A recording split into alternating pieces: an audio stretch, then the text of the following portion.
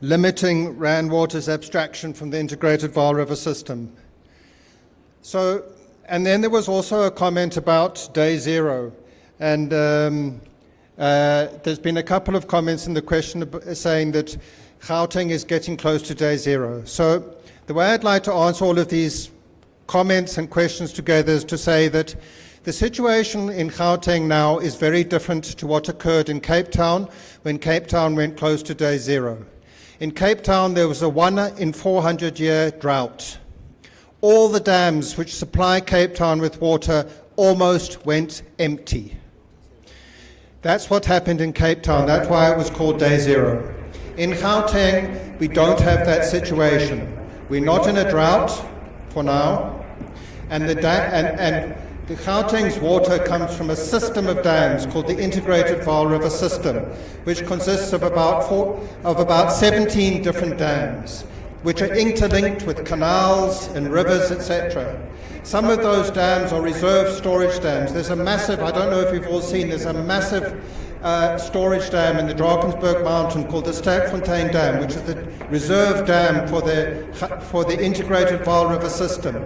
So when the water levels in the Vaal Dam go low, we release water from the Sterkfontein Dam to fill up the Vaal River Dam, the Vaal Dam. The reason why we set an abstraction limit, Councillor, this is your question, Councillor in the blue shirt. This is your comment. The reason why we set an abstraction limit on Rand Water to abstract water from the integrated Vaal River system is so that we don't have the kind of situation that Cape Town went to with day zero. It's so that we make sure that all the time Rand Water only abstracts an amount of water so that there will be a sustainable amount of water in the integrated Vaal River system. So the point of that abstraction limit is to stop us ever reaching a situation like Cape Town reached. So we limit the abstraction of water by Rand Water from the integrated Vaal River system to an amount so that even if there is a drought in Gauteng in a few months' time, there will still be enough water in the system for Rand Water to continue abstracting that amount of water. So I hope that answers the question as to, well, is what are the implications of us limiting Rand Water? The better way to ask it is, what are the implications of us not limiting Rand Water's abstraction from the integrated Vaal River system? And the implications of us not doing that, which would be very irresponsible, is that we could end up with a situation like Cape Town had with day zero. So we manage the water resources responsibly, we manage the integrated Vaal River system responsibly, and we won't allow Rand Water to abstract more than what it's currently allowing sustainably. The small increase that the Deputy Minister talked about, that we've now allowed Rand Water to abstract, is a relatively small increase. And as the Deputy Minister said, for us to be responsible, that has to be temporary.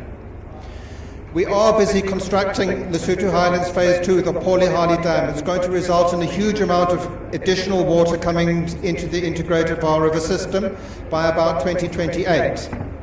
Between now and then, we cannot allow Rand Water to abstract more water if we're going to be responsible and if we are to avoid Gauteng going into a day zero situation. So in summary, we're not at risk of going to day zero.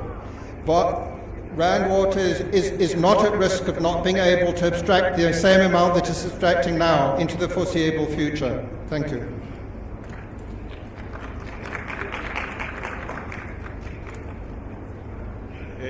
It looks like certain answers you love them, others you don't. Thank you. At this stage, I will call the Group Chief Executive of Rand Water, Tatem Sai.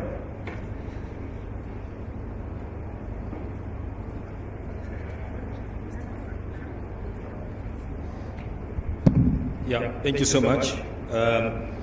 Most of the questions, DM, are related to reticulation.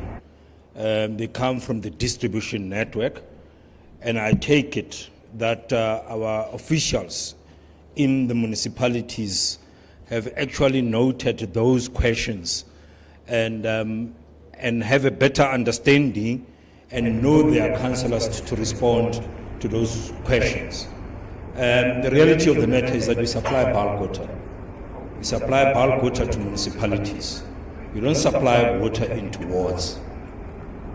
We supply water at bulk reservoirs, and the municipalities distribute water in the wards. So if in the ward there's a problem, the first point of call is not rainwater. The first point of call is the municipality, because they have an understanding of the distribution network. We don't. So some of